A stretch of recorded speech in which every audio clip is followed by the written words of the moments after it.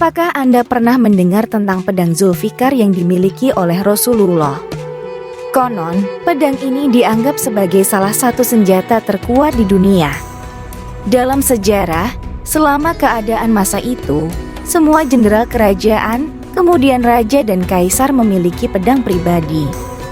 Namun, senjata-senjata ini dibuat oleh pembuat pedang terhebat pada saat itu.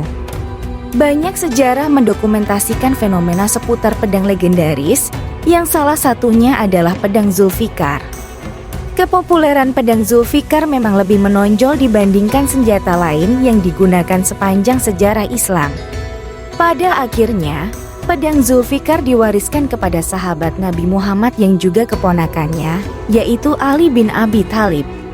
Selama digunakan oleh Ali, pedang Zulfikar seringkali menjadi kunci kemenangan bagi kaum muslimin melawan musuh-musuhnya. Tak mengherankan jika kemudian muncul pepatah terkenal yang mengatakan, ada ukiran berbahasa Arab yang berbunyi, "Ia fata ila Ali, ia saif ila Zulfikar," yang berarti tidak ada pemuda selain Ali dan tidak ada pedang selain Zulfikar. Bahkan, beberapa orang berpendapat bahwa kekuatan pedang Zulfikar setara dengan 1000 prajurit. Ada banyak versi bentuk pedang ini yang diketahui. Tetapi dari banyak hasil penafsiran, bentuk pedang Zulfikar yang paling populer adalah modelnya melengkung dan berujung ganda. Banyak orang setuju bahwa pada pedang Zulfikar terdapat pemisahan pada ujungnya sehingga menghasilkan bentuk pedang bermata dua. Namun, tetap saja ada perbedaan pendapat tentang bentuk pasti dari pedang itu. Asal-usul pedang ini masih belum pasti diketahui. Ada banyak cerita tentang asal-usul pedang Zulfikar. Sejarah pedang Zulfikar sebenarnya masih belum diketahui dengan pasti. Namun, menurut kepercayaan umat Muslim, pada masa Perang Badar, Nabi Muhammad mematahkan sebuah ranting yang secara ajaib dengan izin Allah berubah menjadi pedang Zulfikar. Ada pendapat lain yang menyatakan bahwa pedang Zulfikar dikirim oleh Allah melalui malaikat Jibril saat Nabi Muhammad sedang berdoa dalam pertempuran Khandaq. Pendapat lainnya lagi mengatakan bahwa pedang Zulfikar adalah hasil rampasan sewaktu perang sedang berlangsung.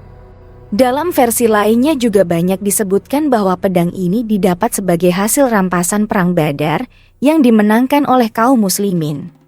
Saat itu, Rasulullah sangat terkesan dengan bentuk pedang Zulfikar dan membawa pedang tersebut bersamanya. Kisah pedang Zulfikar berlanjut ketika Rasulullah memutuskan untuk memberikan pedang tersebut kepada Ali bin Abi Thalib selama Perang Uhud. Dalam perang tersebut, pedang Zulfikar menjadi kunci kemenangan bagi kaum muslimin yang terdesak. Kemenangan ini membuat Ali bin Abi Thalib menjadi satu-satunya sahabat yang selamat dari perang tersebut, dan Rasulullah semakin yakin untuk memberikan pedang Zulfikar kepada Ali. Dari sinilah, pedang Zulfikar menjadi lambang kekuatan dan kemuliaan Ali bin Abi Thalib di mata umat muslim. Setelah menerima pedang Zulfikar dari Rasulullah, Ali selalu menggunakannya hingga ajal menjemputnya. Ada kabar yang beredar bahwa 9 koleksi pedang yang dimiliki Nabi Muhammad seperti Azab, Al-Battar, dan Al-Hattaf kini disimpan di Museum Topkapi di Turki dan Mesir.